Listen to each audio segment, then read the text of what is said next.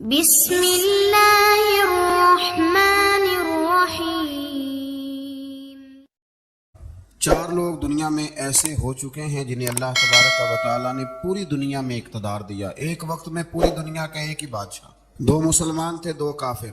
مسلمانوں میں حضرت سلیمان علیہ السلام اور جناب ذوالقرنین علیہ السلام، اور کافروں میں بخت نصر اور نمرود۔ یہ 2 لوگ ہیں جنہیں اللہ نے پوری دنیا میں اقتدار دیا، اور پھر اس کے بعد آنے والے وقت میں اللہ تعالیٰ امام مہدی کو سارا اقتدار عطا فرمائے پوری دنیا کا۔ حضرت ذوالقرنین کے بارے میں 2 روایات ہیں، ایک تو یہ ہے کہ وہ نبی تھے اور ایک یہ ہے کہ نہیں وہ ولی تھے، لیکن مجھے حضرت مولا علی شیر خدا رضی اللہ تعالیٰ عنہ کا قول ملا ہے جس میں آپ نے فرمایا کہ نہیں وہ نبی نہیں تھے، تو اس لیے میرا نظریہ یہی ہے کہ وہ اللہ کے ایک نیک بندے تھے۔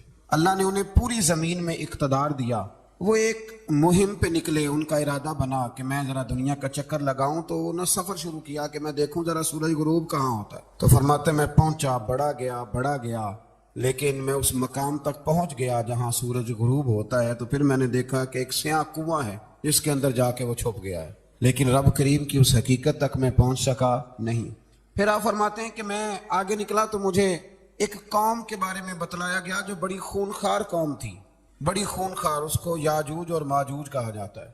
یہ قوم اتنی خونخوار تھی کہ یہ درندوں کو بھی کھا جایا کرتے تھے، اتنے لمبے چوڑے ان کے قد تھے، اتنے زیادہ طاقتور تھے کہ سانپ اور بچھو بھی کھا جاتے تھے۔ یہ نکلا کرتے تھے سبزے کے دنوں میں تو ساری کھیتیاں اجاڑ جاتے تھے، ہر چیز تباہ کر جاتے تھے، حتیٰ کہ انسانوں تک کو کھا جاتے تھے۔ تو حضرت ذوالقرنین جب وہاں پہنچے، اللہ تبارک و تعالیٰ نے انہیں ان مظلوم لوگوں کا مددگار بنایا جن پر یاجوج اور ماجوج کی قوم ظلم کرتی تھی۔ انہوں نے آپ سے کہا کہ حضور مہربانی فرمائیں، اس قوم سے تو ہماری جان چھڑائیں۔ آپ نے فرمایا تم میری مدد کرو۔ انہوں نے کہا حضور کس طرح؟ فرمایا بس جسمانی طور پر میری مدد کرو۔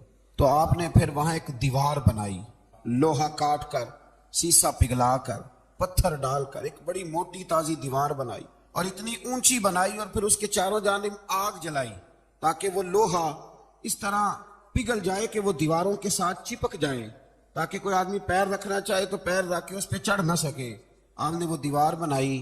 اب اس قوم کا حال یہ ہوا کہ وہ اس کے اندر قید ہیں، وہ صبح جب اٹھتے ہیں تو اس کو توڑنا شروع کرتے ہیں، توڑتے رہتے ہیں، تو جب شام ہوتی ہے تو ان میں سے ہر روز ایک شخص کہتا ہے اتنی رہنے دو، باقی کل کریں گے، لیکن جب وہ سویرے اٹھتے ہیں تو اللہ تعالیٰ اس دیوار کو پھر سے مضبوط فرما دیتا ہے۔ نبی کریم علیہ السلام نے فرمایا قرب قیامت میں ایک وقت آئے گا، قیامت کے قریب جا کے ایک ٹائم ایسا آئے گا کہ اس مخلوق میں سے ہی ایک شخص پکارے گا، اور پکار کے کہے گا کہ اب سو جاؤ انشاءاللہ۔ اللہ ان کی زبان پہ جاری کہے گا اب سو جاؤ اور سویرے انشاءاللہ یہیں سے شروع کریں گے۔ تو فرمایا وہ چونکہ انشاءاللہ کہیں گے تو پھر اللہ تبارک و تعالی اگلے دن اس دیوار کو وہیں پہ رکھے گا جہاں رات کو انہوں نے اسے چھوڑا تھا۔ اگلے دن وہ توڑیں گے تو دیوار ساری ٹوٹ جائے گی، اور پھر اللہ تبارک و تعالیٰ کا فضل ہوگا تو مسلمان کی طرف وہ بڑھیں گے، وہ قتل و غارت کریں گے، پھر سے وہی درندگی کریں گے۔ تو پھر حضرت عیسیٰ علیہ السلام ان کے لیے دعا کریں گے، تو دعا کا یہ حال ہوگا کہ ان کے وجود پر کچھ ایسی چیزیں برآمد ہوں گی جن کی وجہ سے وہ مر جائیں گے، ختم کر دیے جائیں گے، قیامت کے قریب جا کے وہ دوبارہ آئیں گے۔ اس کے بعد پھر اللہ تبارک و تعالیٰ نے سورہ کہف کی آخری آیات میں 7 سمندر اور ان جیسے اور بھی آ جائیں، فرمایا 7 سمندر ہوں اور ان جیسے اور بھی آ جائیں، اور مل کر وہ روشنائی بن جائیں تو میرے رب کے کلمات ختم ہونے سے پہلے سمندر ختم ہو جائیں گے۔ اور آخری آیت میں اللہ تعالیٰ نے فرمایا کہ رسول صلی اللہ تعالی علیہ وسلم آپ کہہ دیجئے کہ میں تمہاری طرح ہی ایک بشر ہوں، انا بشر مثلکم، میں بھی تمہاری طرح ایک۔ اب مثلکم کا بہت سارے لوگوں نے ترجمہ اپنی طرح کا کر لیا ہے، حالانکہ حضور صلی اللہ تعالی علیہ وسلم نے فرمایا کہ بشر ہونے میں تمہاری طرح ہوں، رسول ہونے میں تمہاری طرح نہیں، اللہ کا حبیب ہونے میں تمہاری طرح۔ اور وہ یہ جو میں کہہ رہا ہوں نا نہیں، تو یہ صحیح بخاری کے لفظ ہے، حضور نے فرمایا ایکم مثلی، کون ہے تم میں جو میری طرح ہو؟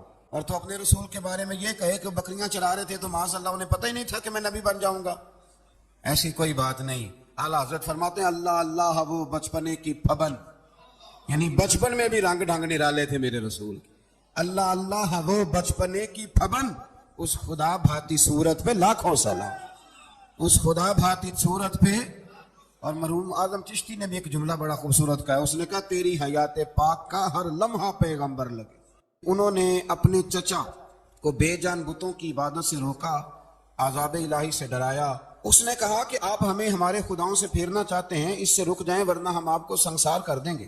ابراہیم علیہ السلام نے کہا کہ میں آپ کے لیے اپنے رب سے استغفار کرتا رہوں گا، وہ مجھ پر بہت مہربان ہے۔ تو اللہ تبارک و تعالیٰ نے انہیں اسحاق علیہ السلام بیٹے اور یعقوب علیہ السلام پوتے کی بشارت دی، اور یہ بھی فرمایا کہ یہ دونوں نبی بھی ہوں گے۔ پھر آیت نمبر 51 سے لے کر 58 تک مختلف انبیاء کا ذکر ہے۔ اللہ تعالیٰ نے اس میں فرمایا کہ حضرت موسیٰ کو برگزیدہ رسول، نبی اور اللہ کا رازدار کہا گیا، اور حضرت ہارون کی نبوت کا بیان بھی ہوا، اور حضرت اسماعیل کو وعدے کے سچے، نماز اور زکوٰۃ کا حکم دینے والے رسول اور نبی اور اللہ کا پسندیدہ قرار دیا گیا۔ ادریس علیہ السلام کو صدیق نبی قرار دیتے ہوئے فرمایا کہ ہم نے ان کو بلند جگہ پہ بٹھایا ہے۔ کہاں ہے ادریس علیہ السلام؟ چوتھے آسمان میں بھی، اور جنت کا قول بھی ہے۔ دو روایتیں ان کے بارے میں ملتی ہیں، ایک تو یہ ہے کہ وہ حضرت ملک الموت سے ایک دفعہ کہنے لگے تو میرا یار نہیں بن جاتا، اللہ ہی بھلا کرے۔ حضرت اسرائیل کو کہنے لگے دوست بن جاتے ہیں، دوستی ہو گئی۔ فرمانے لگے یار موت کا ذائقہ کیسے چکھاتا ہے؟ کہنے لگا میں آپ کو چکھا دیتا ہوں۔ آپ کو موت کا ذائقہ چکھایا اور دوبارہ پھر روح ڈال دی، آپ اٹھ کے بیٹھ گئے۔ کہنے لگے دوزخ تو دکھا، میں وہ بھی دکھا دی۔ فرمایا جنت تو دکھا، جنت بھی دکھائی۔ تو کہنے لگا واپس چلیں، فرمانے لگے اب تو نہیں جانا۔ کیوں؟ فرمایا رب فرماتا ہے ہم فیہا خالدون، جو جنت میں آئے گا یہی رہے گا۔ میں کہا جناب وہ تو پہلے موت کا ذائقہ چکھنا ہے، پل صراط جو دوزخ کے اوپر ہے وہاں سے گزرنا ہے۔ تو آپ فرمانے لگے یہ دونوں کام میں کر چکا ہوں اور تو نہیں کرائے ہیں، لہذا میں آ گیا ہوں تو میں نے یہیں پہ رہنا ہے۔ اب حضرت ملک الموت علیہ السلام نے عرض کی مالک یہ تیرا بندہ، فرمایا تیری دوست بھی اس کے ساتھ لگی تھی تو میری توفیق سے ہی لگی تھی، اور یہ یہاں تک آئے بھی میری توفیق سے ہی ہے، میرا ارادہ بن گیا انہیں یہاں رکھنے کا۔ میری طلب بھی تو تیرے کرم کا صدقہ ہے، میری طلب بھی تو تیرے کرم کا صدقہ ہے۔ یہ پاؤں اٹھتے نہیں بلکہ یہ اٹھائے جاتے ہیں، تو یہ بھی تو اس کا کرم ہوتا ہے نا کہ وہ کس طرح کر کے کسی کو نوازتا ہے۔ آیت نمبر 59 میں اللہ تعالیٰ کے فرما بردار اور سرکش بندوں کے احوال اور جو ان کے آخرت میں احوال ہوں گے ان کا ذکر کیا گیا۔ آیت نمبر 66 میں بتایا گیا ہے کہ منکرین آخرت حیات بعد الموت کے بارے میں ہمیشہ شک میں مبتلا رہے۔ انہیں یقین ہونا چاہیے کہ مرنے کے بعد دوبارہ وہی خالق زندہ کرے گا جس نے پہلی بار بغیر کسی نام و نشان کے پیدا۔ آیت نمبر 76 میں بتایا کہ جو لوگ گمراہی میں مبتلا ہیں ان کے ابتلا میں اضافے کے لیے مہلت کی مدت بڑھا دی جاتی، اور جو ہدایت یافتہ ہیں ان کو مزید استقامت نصیب ہوتی ہے۔ اللہ کے ہاں ثواب اور انجام خیر کے اعتبار سے باقی رہنے والی نیکیاں سب سے زیادہ بہتر۔ ایسی نیکیاں کریں جو باقی رہیں ہمیشہ، کیا کہتے ہیں؟ صدقہ جاریہ۔ آیت نمبر 81 میں فرمایا کہ مشرکین اس امید پر اللہ کے سوا معبودان باطل کی عبادت کرتے ہیں کہ مشکل میں ان کی مدد کریں گے۔ فرمایا ہرگز نہیں، وہ ان کے دشمن بن کے عبادت کا انکار کریں گے۔ آیت نمبر 88 میں بتایا کہ کفار نے اللہ کی طرف اولاد کی نسبت کر کے نہایت سخت بات کی۔ یہ تو اتنا سنگین جرم ہے کہ اس سے آسمان پھٹ پڑے، زمین شک ہو جائے اور پہاڑ ریزہ ریزہ ہو جائیں۔ مزید فرمایا کہ آسمان اور زمین میں جو کوئی بھی ہے سب اللہ کے حضور بندے بن کے حاضر ہوں گے۔ آیت نمبر 97 میں فرمایا جو لوگ ایمان لائے اور نیک کام کیے ان قریب رحمان لوگوں کے دلوں میں ان کی محبت پیدا فرما دے۔ یہ جو شرک والا معاملہ ہے نا، یہ بڑا سادہ سا ہے۔ کچھ لوگ آج نئے فلسفی اٹھے ہیں تو وہ کچھ عجیب و غریب سی باتیں دہریوں جیسی کرنے لگے ہیں، اور بعض مضامین ہم دیکھتے ہیں تازے جو چھپتے ہیں ان کے اندر بھی وہ اشارتاً کنایتاً مذہب کی بنیاد پر تقسیم نہیں ہونی چاہیے، انسان بحیثیت انسان قابل تکریم ہے۔ تو ایک بات سمجھ لیں کہ جو مکان کی رجسٹری آپ کے نام ہے اگر کوئی اور دعویٰ کرے اس کا تو آپ کو برداشت ہے؟ یہ ہو نہیں نہ سکتا میاں۔ ملک میں وزیر کئی ہو سکتے ہیں پر وزیر اعظم ایک ہوتا ہے، اس کو سمجھ لیں۔ تو جب اللہ کی توحید میں کوئی کسی کو شریک ٹھہراتا ہے تو بہت بڑا جرم کرتا ہے، وہ بہت بڑا جرم کرتا ہے۔ یوں سمجھ لیں کہ جیسے آپ کی 5 مرلے کی زمین پہ کوئی آ کے قبضہ کرے، اسے مار دینے کو دل کرتا ہے۔ اس لیے یہ ساری زمین رب کریم کی ہے، آسمان و زمین کا خالق اور مالک ہے۔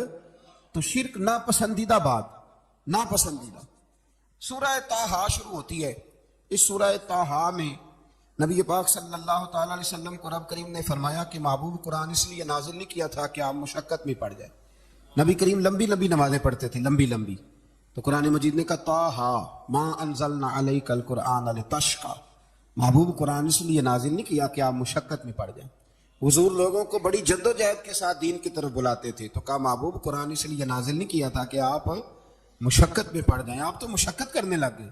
وہ یا رب اپنے محبوب کو کہہ رہا ہے جیسے سورہ مزمل میں بات ہوئی نا کہ محبوب تھوڑا آرام بھی فرما لیا کر, محبوب تھوڑا آرام بھی فرمائے.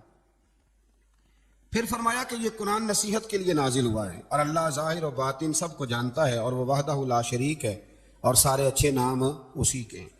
آیت نمبر 10 میں فرمایا کہ مدین سے واپسی کے سفر کے دوران موسیٰ علیہ السلام اس واقعے کا بیان کیا کہ وہ اپنی جگہ پر رکے ہوئے تھے تو وہیں انہیں غیب سے ندا آئی کہ اے موسیٰ میں آپ کا رب ہوں, آپ وادی مقدس میں ہیں تو ادباً اپنے جوتے اتار دیجئے, میں نے آپ کو چن لیا ہے, میرے پیغام وحی کو توجہ سے سنیے, میں اللہ وحدہ لا شریک ہوں, میری بندگی کیجیے, میری یاد کے لیے نماز قائم کیجیے, قیامت آنے والی ہے اسی کی طرف آپ توجہ فرمائیے. اسی موقع پر آپ کو جو معجزات عطا کیے گئے ان کا بھی ذکر ہے اور وہ ہم پیچھے بہت ساری جگہوں پہ اس کا ذکر کر آئے کہ اللہ تعالیٰ نے ان کو ایک ایسا عصا عطا فرمایا تھا کہ وہ ایک دم میں ہی بہت بڑا اژدہا بن جایا کرتا تھا. اور پھر حضرت سیدنا موسیٰ علیہ السلام اپنا ہاتھ گریبان میں ڈال کے نکالتے تھے تو آفتاب کی طرح روشن ہو جاتا. اقبال کہتے ہیں یدے بیضا لیے بیٹھے ہیں اپنی آستینوں, یدے بیضا لیے, چمکتے ہوئے ہاتھ ہیں ان کے, تو یہ اپنی آستینوں میں چھپا کے بیٹھے ہیں. پر اقبال نے یہ ولیوں کے لیے کہا ہے, نہ پوچھ ان خرقہ پوشوں کی, ارادت ہو تو دیکھ ان کو, ارادت ہو تو محبت کے ساتھ دیکھ, تنقید کے ساتھ تو پتہ ہے پھر بندے کو کوئی شے نہیں ملتی, آنکھیں گونگ ہو جاتی. ارادت ہو تو دیکھ ان کو, یدے بیضا لیے بیٹھے ہیں اپنی آستینوں میں. پھر اللہ تعالیٰ نے نا حضرت موسیٰ علیہ السلام کو حکم دیا تھا کہ فرعون کو دعوت دیں, تو حضرت موسیٰ نے دعا مانگی جو آیت نمبر 25 اور 28 میں موجود ہے, رب اشرح لی صدری ویسر لی امری واحلل عقدۃ من لسانی یفقہوا قولی, اے میرے رب میرے لیے میرا سینہ کھول دے, میرے لیے میرا کام آسان کر دے, میری زبان کی گرہ کھول دے تاکہ وہ لوگ میری بات کو سمجھ سکیں. یہ آپ نے دعا فرمائی اور آگے جا کے مزید آپ نے التجا کی کہ میرے خاندان میں سے میرے بھائی ہارون کو اس مشن میں میرا وزیر بنا دے تاکہ مجھے تقویت ملے اور اسے میرا شریک کار بنا دیجیے. اللہ تعالیٰ نے ان کی اس دعا کو قبول فرما لیا. آیت نمبر 38 سے حضرت موسیٰ علیہ السلام کی پیدائش کا ذکر ہوتا ہے اور یہ تقریباً آیت نمبر 76 تک چلتا ہے. واقعہ آپ نے پہلے بھی سنا ہوا ہے, اپنے لفظوں میں بھی عرض کیے دیتا ہوں. فرعون کو اس نے وہ خواب دیکھ لیا تھا کہ ایک ستارہ اٹھے گا اور پھر وہ گرے گا تو میری ساری سلطنت کو تباہ کر دے گا. نجومیوں سے اس نے پوچھ لیا, اس نے کہا کہ ایک بچہ پیدا ہوگا جو تیری سلطنت کو تباہ کرے گا. چاہیے تو یہ تھا کہ وہ توبہ کرتا, لیکن اس نے کیا کیا کہ اس نے بچوں کو قتل کرانا شروع کیا. یذبحون ابناءکم, ذبح کرا دیتا تھا تمہارے بیٹوں اور بچیوں کو وہ زندہ رکھتا تھا. اللہ تبارک و تعالیٰ کی قدرت دیکھیے, رب بڑا ہی کریم ہے. آپ یقین کریں مولا کے دینے کے انوکھے ہی انداز ہیں. یعنی حضرت موسیٰ کوہ طور کے پاس آگ لینے جائیں تو اللہ تبارک و تعالیٰ پہلی وہی فرما کے نبی بنا لے. بھائی حضرت یوسف کو کنویں میں ڈالے تو رب وہاں سے نکال کے مصر کا حکمران بنا دے. وہ بڑا ہی بے نیاز ہے. مولا کے دینے کے انداز بڑے ہی انوکھے ہیں, وہ بڑے انوکھے انداز میں نوازتا ہے. تو حضرت موسیٰ جب پیدا ہوئے تو ان کی والدہ نے پتہ کیا کیا, ان کو ایک صندوق میں بند کر کے دریا میں بہا دیا. اب دریا میں بہتے جا رہے ہیں تو ماں کی تو پریشان بھی ہو گئی. ان کی ہمشیرہ کو کہنے لگی ذرا دھیان رکھنا کدھر جاتے ہیں. حضرت موسیٰ علیہ السلام دریا میں بہتے بہتے نا فرعون نے نا دریا کے کنارے مکان بنایا ہوا تھا. آپ کو پتہ ہے بادشاہوں کا ذوق ہوتا ہے. آج کل ہمارے جو حکمران ہیں انہوں نے اس کا نام فارم ہاؤس رکھا ہوا ہے, میرا فارم ہاؤس, اور پرانے زمانے میں لوگ ڈیرا کہتے تھے. تو اس نے بھی اس طرح کا فارم ہاؤس بنایا ہوا تھا. وہاں پہ حضرت موسیٰ علیہ السلام تیرتے ہوئے تابوت کے اندر صندوق کے اندر جا رہے ہیں. فرعون اور ان کی بیوی حضرت آسیہ بے اولاد تھیں, بڑی تڑپ تھی بیٹے کی, وہ بھی وہاں کھڑی تھی. صندوق تیرتا ہوا آیا تو فرعون نے کہا کہ جاؤ پکڑ کے لاؤ دیکھو کیا ہے. جب وہ لے کے آئے نا تو آپ کی ہمشیرہ جو نگرانی کر رہی تھی پریشان ہو گئی کہ یہ تو اس کے ہاتھ لگ گئے, یہ تو اب مار ڈالے گا. لیکن جب خوبصورت اور چمکتا ہوا بچہ دیکھا تو بی بی آسیہ کہنے لگی یہ بنی اسرائیل کا ہے ہی نہیں, یہ تو پتہ نہیں کہاں سے بہتا ہوا یہاں آ گیا ہے, تم ایسے ہی چھوڑ, یہ پتہ نہیں کہاں سے, رکھ نہ لیں. تو حضرت موسیٰ علیہ السلام وہ کہنے لگا نہیں انہی کے ہیں, موسیٰ علیہ السلام اسی کے ہیں. تو آسیہ کہنے لگی تیرے تو سر پہ نا بس بھوت ہی سوار ہو گیا, ہر وقت وہی لوگ تجھے یاد رہتے ہیں, پتہ نہیں کہاں سے بہ کے آیا.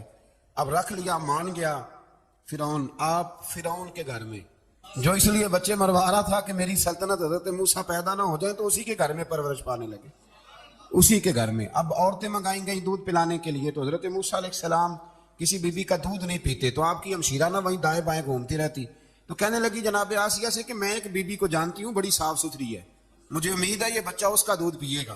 تو فرعون کہنے لگا دوڑ کے لا، تو اپنی والدہ کو لے کے آئیں، تو حضرت موسیٰ نے فوراً دودھ پینا شروع کر دیا۔ فرعون کو پھر تھوڑا شک ہوا۔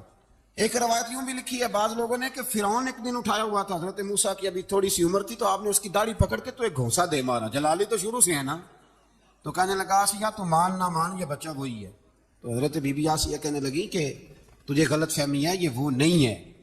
اس نے کہا دیکھو نا، یہ تو اٹھاتی ہے تو پیار کرتا ہے، اور میرے جب قریب آتا ہے تو اس کے لب و لہجے میں تلخی محسوس کرتا ہوں۔ اس نے کہا بچوں کو کیا پتا، خیر ایک طرف اس نے کھانے پینے کی چیزیں رکھ دی، ایک طرف انگارے رکھ دیے، وہ بھی حضرت آسیہ کہتی ہیں کہ تجھے سمجھ آئے بچے بچے ہوتے، حضرت موسیٰ بچے تو تھے پر تھے تو اللہ کے نبی نا، اللہ کے نبی تھے۔ جب اس نے کہا نا یہ بچے ہیں، تو حضرت موسیٰ علیہ السلام بجائے انگاروں کی طرف جانے کے نبی تھے، وہ سیدھے کھانے پینے والی چیزوں کی طرف بڑھنے لگے۔ پھر ان کہنے لگا آپ بتا، اللہ تعالیٰ نے حضرت جبریل کو بھیجا، انہوں نے کہا ادھر نہیں جانا آپ ادھر جائیے، تو آپ آگ کی طرف گئے اور ایک کوئلہ اٹھا کے زبان پہ رکھ لیا۔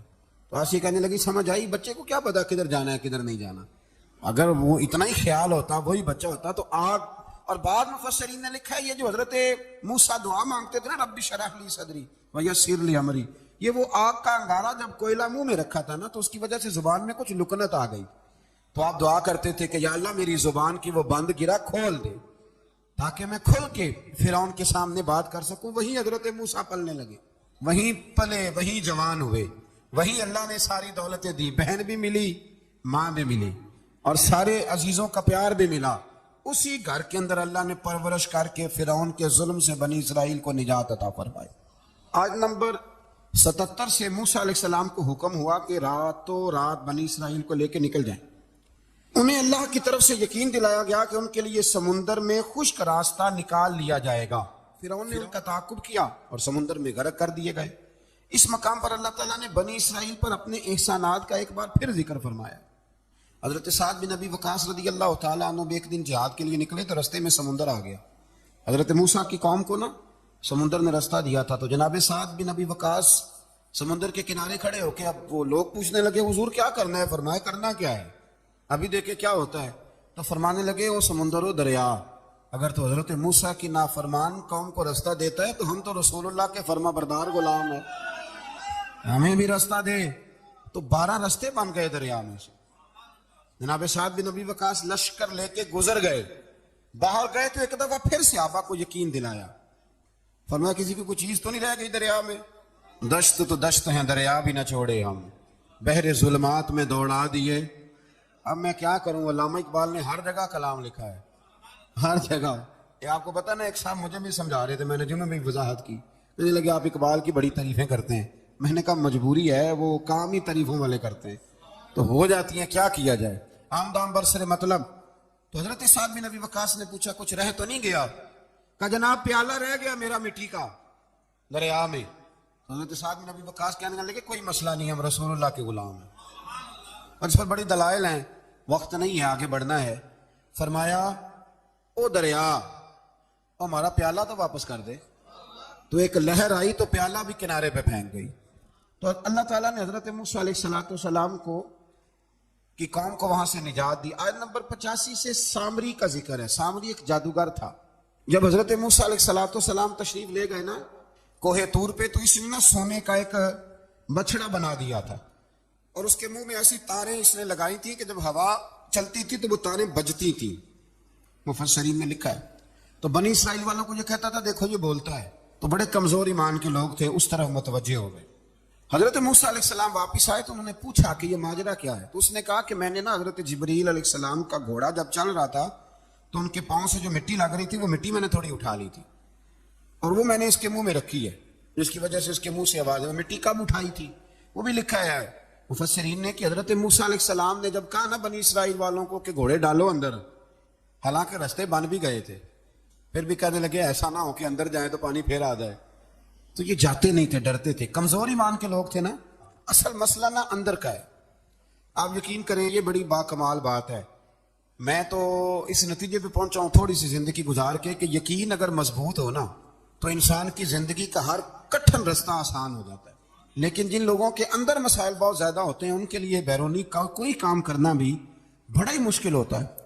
تو یہ لوگ کہنے لگے کیسے اندر جائیں گے تو پھر نہ پانی مل جائے. تو حضرت جبریل امین آئے گھوڑی پہ بیٹھے ہوئے, انہوں نے آگے آگے گھوڑی دوڑائی, تو آگے گھوڑی دوڑی تو ان کے گھوڑے خود بخود پیچھے دوڑ پڑے. حضرت سیدنا جبریل کی گھوڑی جہاں پیر رکھتی تھی وہاں سے سبزہ اگتا تھا. سامری جادوگر تھا, حیرت انگیز چیزوں کو جمع کر لیتا تھا. اس نے وہ جمع کر کے رکھ لی اور بچڑا بنا دیا. تو حضرت موسیٰ علیہ السلام نے جب اس سے پوچھا تو اس نے یہ بات بتائی اور کہنے لگا یہ تدبیر مجھے میرے نفس نے سجائی تھی. حضرت موسیٰ نے اس سے کہا تو یہاں سے چلا جا, زندگی میں تیرے لیے وحشت کی سزا ہے اور تیری سزا کا وقت آخرت میں مقرر ہے.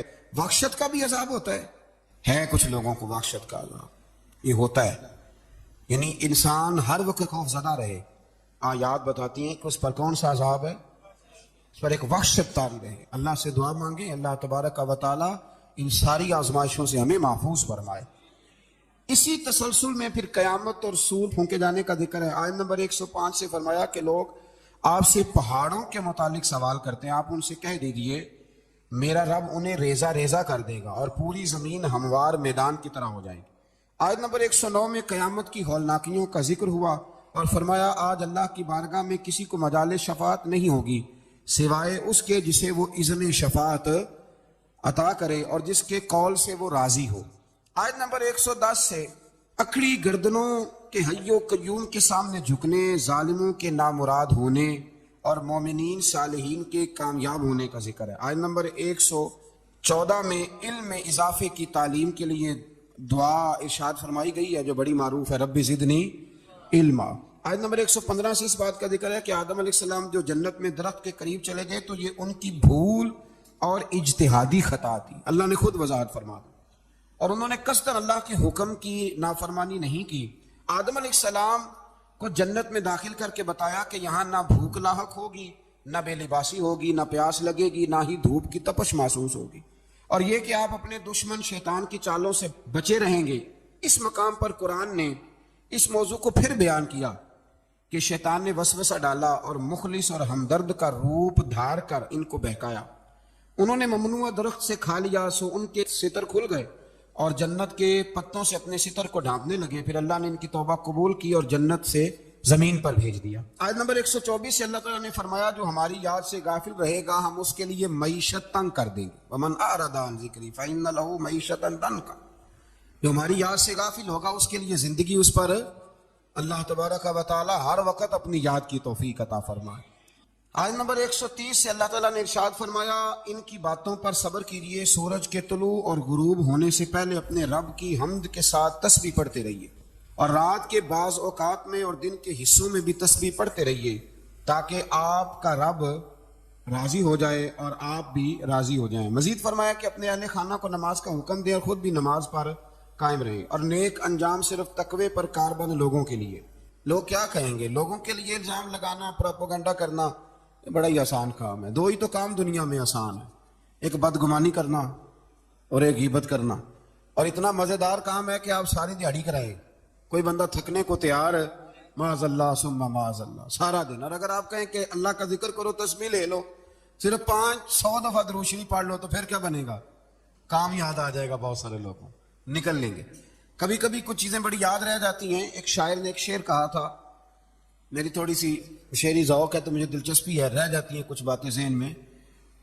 ایک دفعہ ہمارے ایک دوست کے بارے میں کچھ پروپیگنڈا ہونے لگا تو میں نے انہیں ایک شعر لکھ کے بھیجا, مجھے یاد تھا. میں نے ایک شعر لکھا, کسی شاعر نے کہا تھا کہ مخلوق تو فنکار ہے اس درجہ کے پل بھر میں, سنگے در کعبہ سے بھی اصنام تراشے. کعبے کے اندر سے مٹی لے کے لوگ بت بنا لیتے ہیں اور اللہ کا شریک بناتے ہیں. تو کہنے لگا شاعر کہ مخلوق تو فنکار ہے اس درجہ کے پل بھر میں, سنگے در کعبہ سے بھی اصنام تراشے.